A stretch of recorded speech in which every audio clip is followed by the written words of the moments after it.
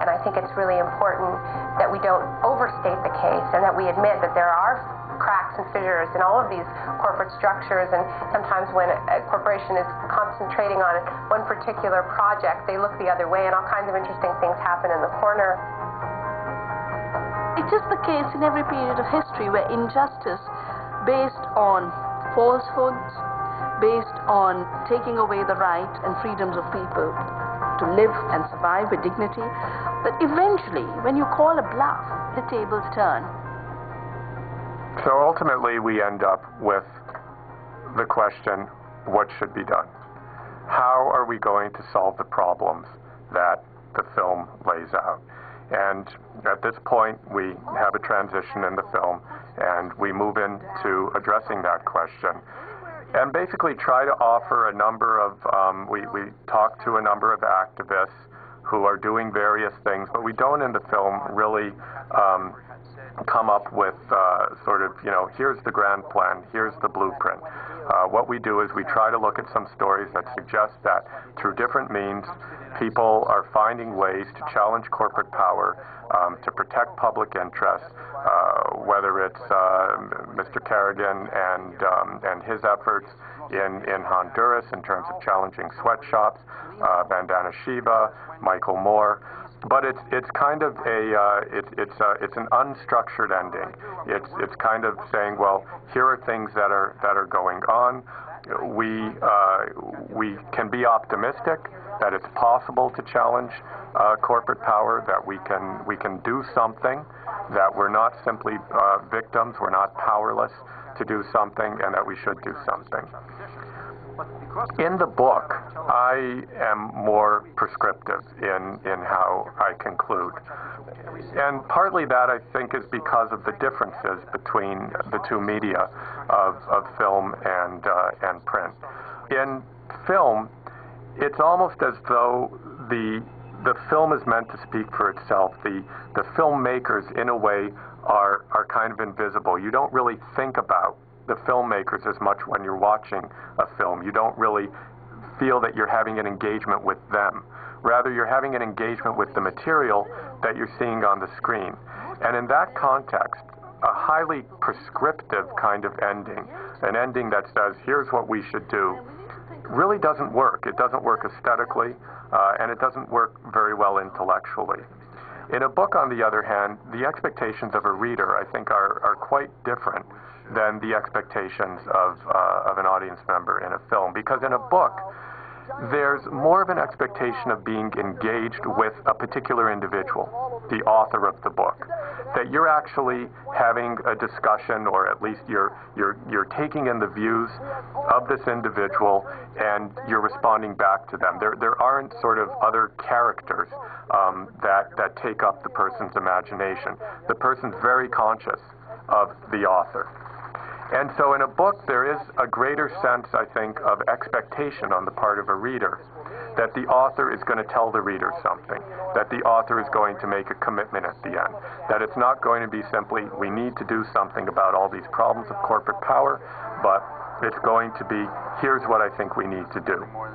And I have to say that writing the last chapter of the book, where I said, here's what I think we need to do, was really the most difficult part of the whole project. And it's because I think, and I don't think I'm alone in this, I think that when people think about what to do to make the world a better place, there are different sort of levels at which you're thinking. At one level, you're thinking about sort of utopian ideals. How, if somebody gave me the authority to recreate this world, to create some other model of how we organize society, of how we organize the economy, of how we organize politics, what would I do? And while I have ideas about that, I'm not sure that it's very interesting to anybody for me to develop them. I think what's more important and what's more interesting in a project like this is to try to come up with something that is realistic. Something that tells people what they can do tomorrow or what they can do next week, not sort of, well, here's a utopian model that hopefully will ultimately end up at. And so what I do in the book is I try to do that. And I end up with a set of solutions that I don't think are terribly radical, that I do think are realistic, that I do think are within our grasp. And what I reject is I reject the idea that we can trust and rely upon corporations and corporate social responsibility to get us out of this mess. At the other extreme, I reject the notion that, if we all sort of hit the streets and protest against corporate harms and against bad corporations, that somehow that'll be successful. I also reject the notion that the solution is just to get rid of corporations, because I don't think that's realistic. It may be a good idea, but it's not a realistic idea. And what I do is I say, well, look, we currently, at least in some countries, we currently have democratic structures in place. We still have certain rights as citizens. We still have elections. We still have political parties. We still have the right to voice our dissent. We still, in some places, have public institutions that we can build further upon. There's a basis from which we can work. And what I suggest is that ultimately what we need to do is we need to regain democratic control over the corporation.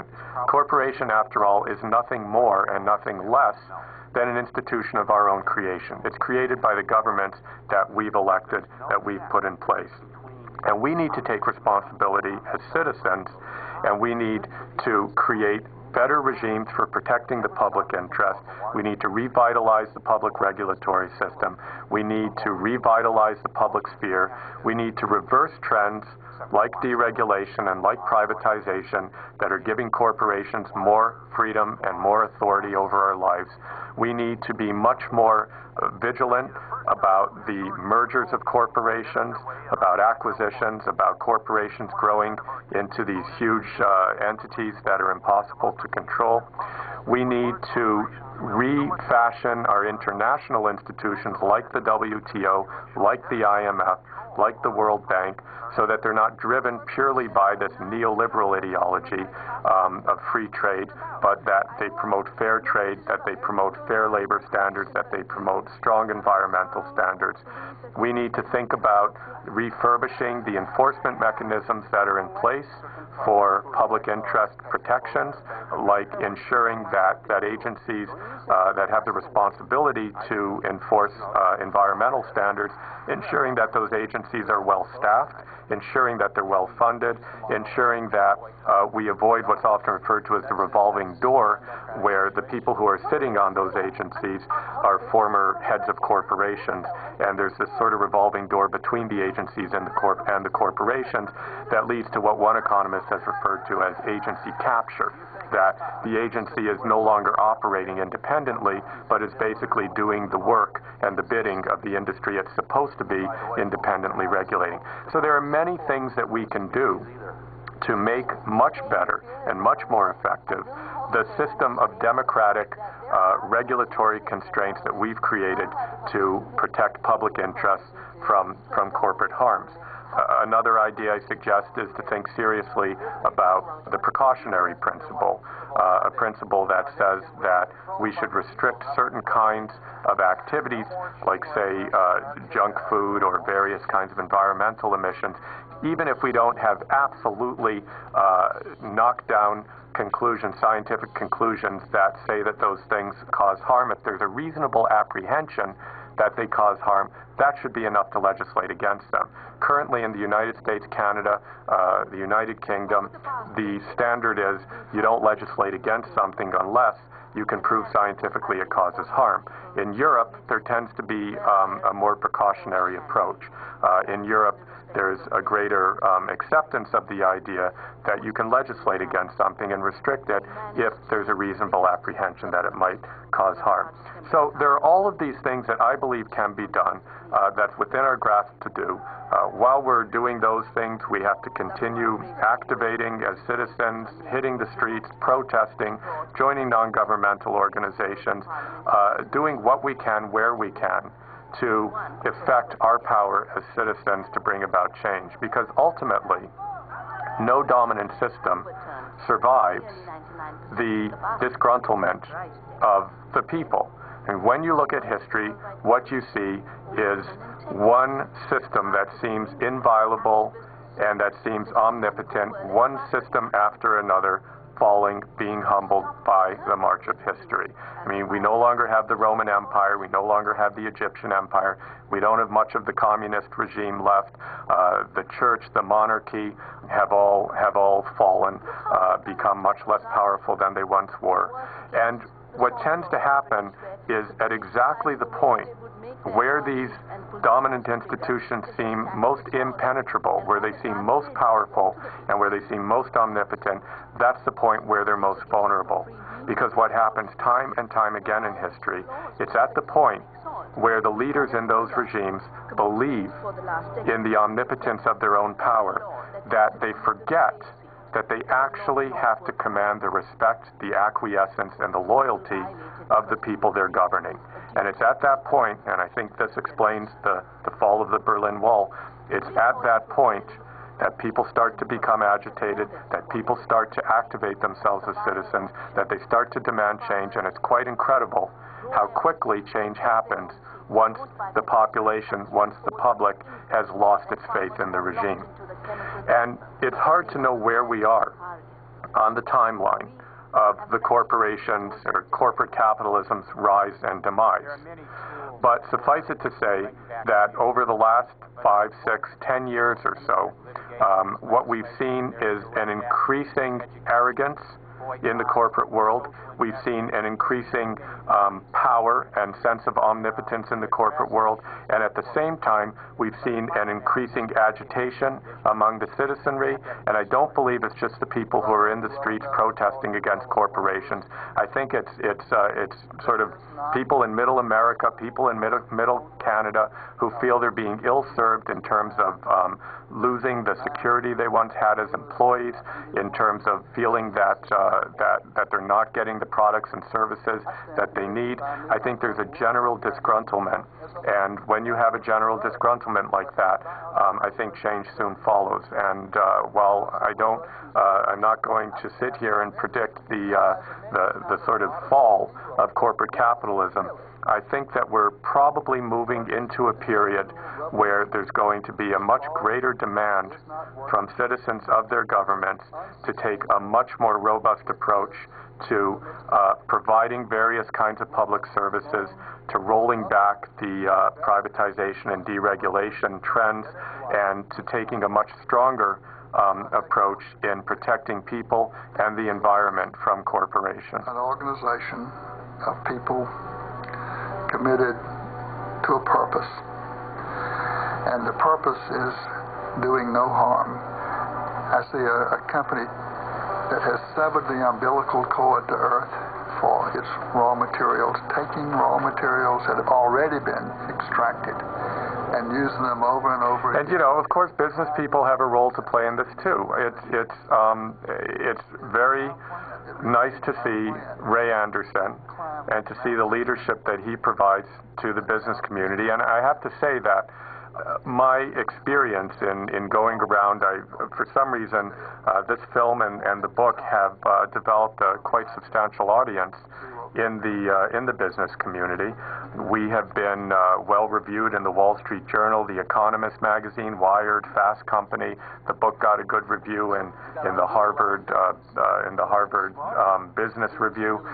The book got a good review in USA Today's Money section. So there seems to be a real receptivity to this project in the business world.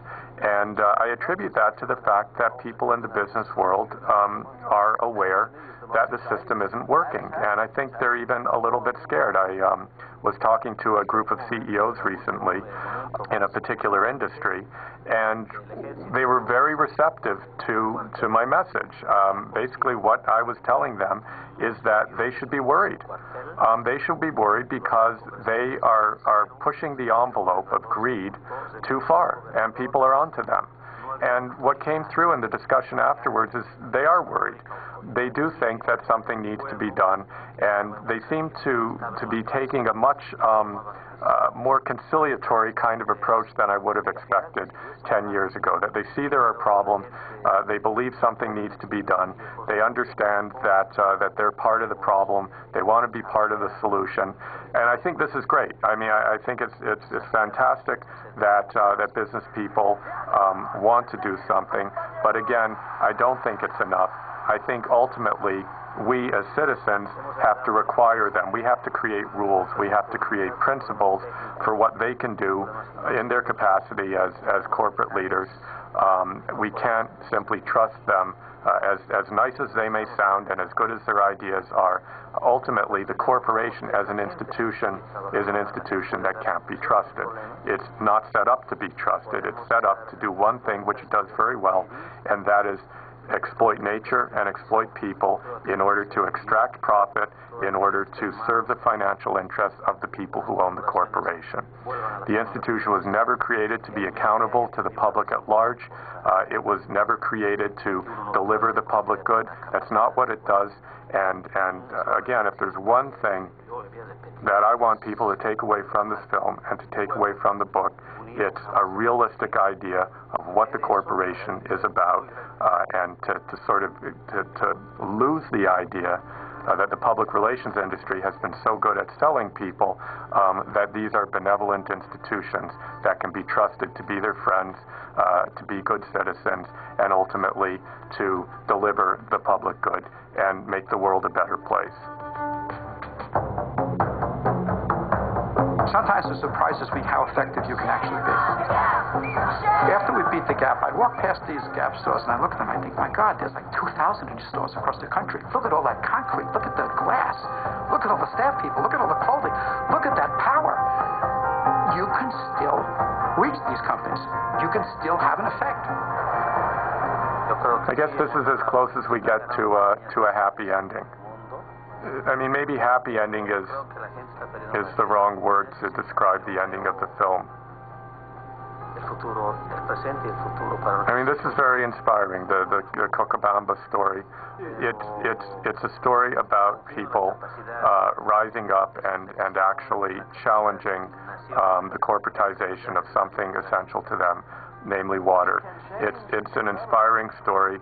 It's a story that should give us hope, because ultimately this is about us. This is about us as people, and the corporation is something that we created, and the most dangerous thing, I believe, is a sense of disempowerment, is the sense that we actually don't have the power to do something about the situation that we're in. I believe that we do, and that we have not just the power to do it, not just the right to do it, but the responsibility to do it. That is where the future lies. You know, I've often thought it's very ironic that I'm able to do all this, and yet what am I on? I'm on networks, I'm distributed by studios that are owned by large corporate entities. Now, why would they put me out there when I am opposed to everything that they stand for? And I spend my time on their dime opposing what they believe in. Okay? Well, it's because they don't believe in anything. They put me on there because they know that there's millions of people that want to see my film or watch the TV show, and so they're going to make money. And I've been able to get my stuff out there because I'm driving my truck through this incredible flaw in capitalism. The greed flaw. The thing that says the rich man will sell you the rope to hang himself with if he thinks he can make a buck off it. Well, I'm the rope. I hope I'm part of the rope. One of the things that people say, and they would say this to Michael Moore in terms of what he just said, and they say it to us, isn't it hypocritical to be making a film using corporate distributors, using cameras that are made by corporations, using film and video that's made by corporations, basically using all the tools that the corporate system has provided in order to create a criticism of the corporate system? And I guess my response to that is I don't see it as hypocritical at all. What I see it as is a reflection of the fact that we exist in a world that is completely saturated and dominated by corporations, where unless we go and live in a burlap or maybe a hemp sack on an island, we can't escape the corporation. We depend on it for our income as employees. We depend on it for the goods that sustain us. We eat food that's produced by corporations. We can't escape it. And if the alternative is between being so-called or supposedly unhypocritical and pure and not using materials of the corporation to get our message out, to make our film, to publish our book, if it's that and just keeping our mouths shut, or it's living in this somewhat uncomfortable world of using the master's tools to dismantle the master's house, I would choose the latter. Because it seems to me that if we're going to speak to a broad audience, if we're going to get our message across, us, like Michael Moore, we have to inevitably rely on distribution channels, whether it's publishers or film distributors that are part of the corporate world. And I would rather run the risk of being accused of being hypocritical in that way than keep my mouth shut.